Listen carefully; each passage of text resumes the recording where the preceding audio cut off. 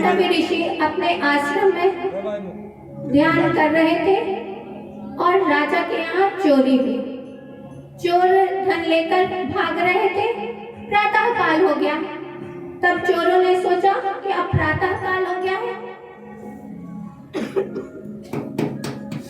अब राजा के सैनिक हम लोगों को पकड़ लेंगे। इसीलिए उन लोगों ने अब सोचा कि अब कहाँ बचा जाए।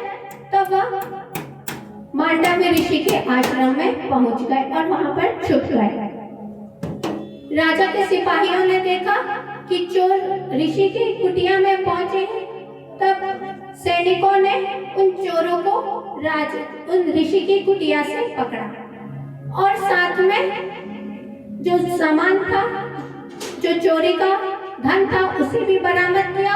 और राजा के सैनिकों ने सोचा कि यह जो ऋषि है यह भी इस चोरी में सम्मिलित हो, इसीलिए चोरों के साथ उन ऋषि को भी पकड़ लिया और राजा के पास पहुंचे। राजा ने चोरों को भी दंड दिया और ऋषि को भी दंड दिया कि इन चारों चोरों को और इन ऋषि को सूली पर लटका दिया जाए। चोरों को जैसे ही सूली पर लटकाए, चोर तो मर गए, लेकिन ऋषि 1 वर्ष तक सूली पर लटके रहे। राजा के सिपाहियों ने देखा कि यह कोई साधारण पुरुष नहीं हो सकते। यदि साधारण होते तो तुरंत ही सूली में लटकाते और उनके प्राण निकल जाते। तब उन लोग घबराए और तुरंत जाकर राजा को सूचित किया कि राजन, जो ऋषि थे उन्हें भी सूली पर लटकाए हैं, लेकिन उनकी अभी तक मृत्यु नहीं हुई है। राजा ने सोचा यह कोई महान ऋषि होंगे और वह दौड़े दौड़े आए और उनको मांडव्य ऋषि को सूली से नीचे उतारा और उनसे क्षमा याचना करने लगे कि हमसे बहुत बड़ा अपराध हो गया। मांडव्य ऋषि ने कहा, राजन, इसमें आपका कोई दोष नहीं है। अब मैं यमराज के पास जाता हूँ और उन्हीं से इस प्रश्न का उत्तर पूछता हूँ कि मुझे यह किस कर्म का दंड मिला है कि मुझे 1 वर्ष तक सूली पर लटके रहना पड़ा।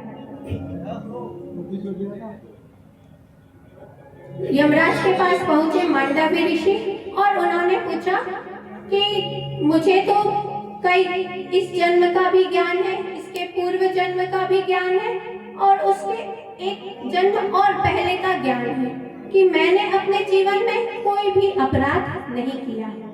तब यह मुझे किस अपराध का दंड मिला है कि मुझे 1 वर्ष तक सूली पर लटके रहना पड़ा। यमराज जी ने कहा कि उसके 1 जन्म और पहले आपने एक पतंगे को कांटे से छेद दिया था, उसी के कारण आपको 1 वर्ष तक सूली पर लटके रहना पड़ा। मांडव्य ऋषि ने पूछा, उस समय मेरी उम्र कितनी थी? तब यमराज ने कहा कि उस समय आपकी उम्र 5 वर्ष से कम थी। मांडव्य ऋषि ने कहा कि 5 वर्ष से छोटा बालक कोई अपराध करे या कोई पुण्य करे तो वह उसका भोक्ता नहीं बनता है, इसीलिए आपने यह जो निर्णय लिया है यह गलत लिया है, इसीलिए अब मैं आपको शाप दूंगा। यमराज ने कहा कि मेरी आपसे एक विनती है कि आप 3 चीज छोड़कर मुझे जो भी बनाएंगे मुझे स्वीकार होगा।